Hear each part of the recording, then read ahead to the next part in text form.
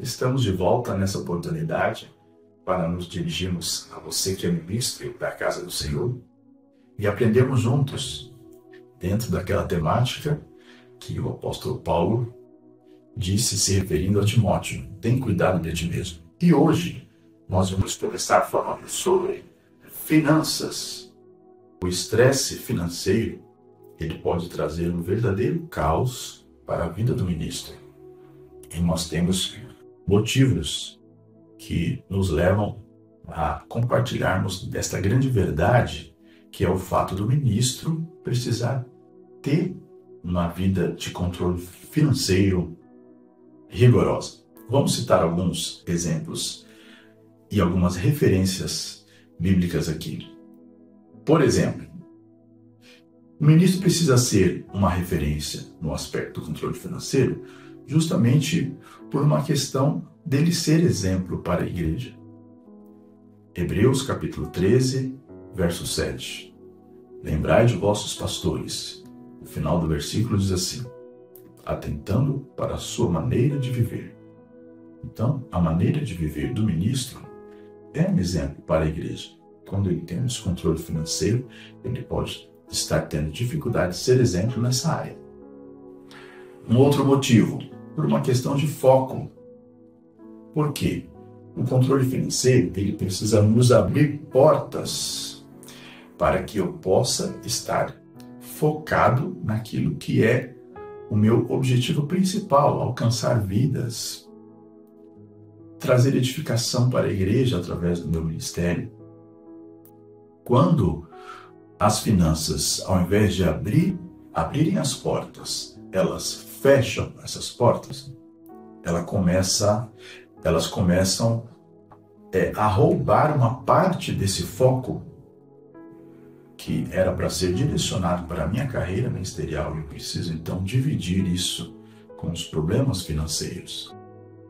Em terceiro lugar, por uma questão de conexão, às vezes a problemática financeira está tão forte e isso interfere até no meu tempo de comunhão com Deus, a qualidade dessa comunhão com Deus, porque a preocupação é muito grande e outras circunstâncias que vão atravessando esse nosso tão importante propósito de conexão alinhada, firme, límpida com o céu.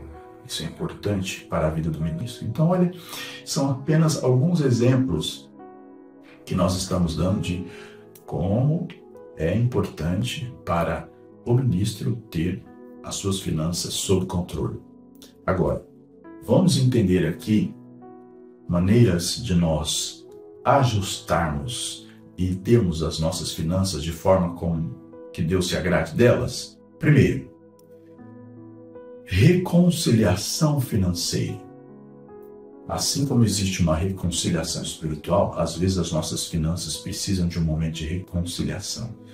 É quando eu coloco meu coração diante de Deus, peço a Ele, em comunhão, que me limpe de toda culpa, de toda vergonha, de toda dificuldade que talvez eu tenha passado anteriormente devido a problemas financeiros.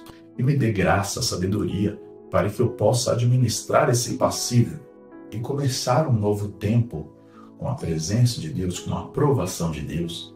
A reconciliação financeira muitas vezes faz necessário na nossa jornada e é importante para o ministro. Uma outra coisa, um outro passo, vamos dizer assim. Chame Deus para o seu controle financeiro. Peça que Deus te direcione em tudo. E aqui, nós temos que estar muito atentos à questão da precipitação. Às vezes nós tomamos decisões financeiras sem buscarmos de Deus uma direção, um aconselhamento e nos precipitamos. Aí depois que o problema já existe, eu vou atrás de Deus para que Ele me ajude a resolver o problema que eu mesmo criei.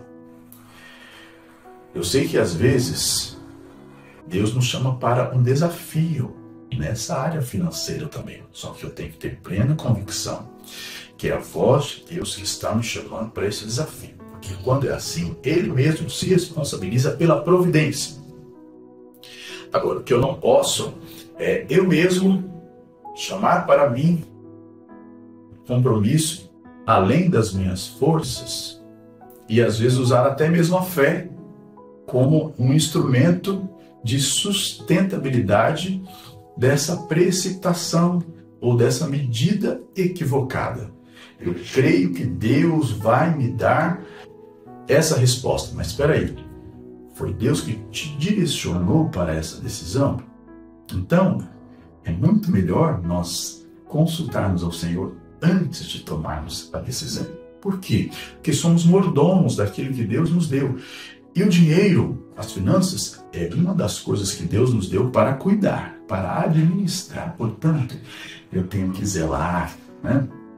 Deus não vai descer aqui do céu para fazer contas para nós. Ele espera que nós façamos esse trabalho de sermos mordomos, cuidadores do que Ele nos deu. Então, vamos chamar Deus para nosso controle financeiro, para tomar a frente, para que nos ajude nessas decisões. Em terceiro e último lugar, vamos retomar a questão da rotina? Olha, o controle financeiro nos exige uma rotina.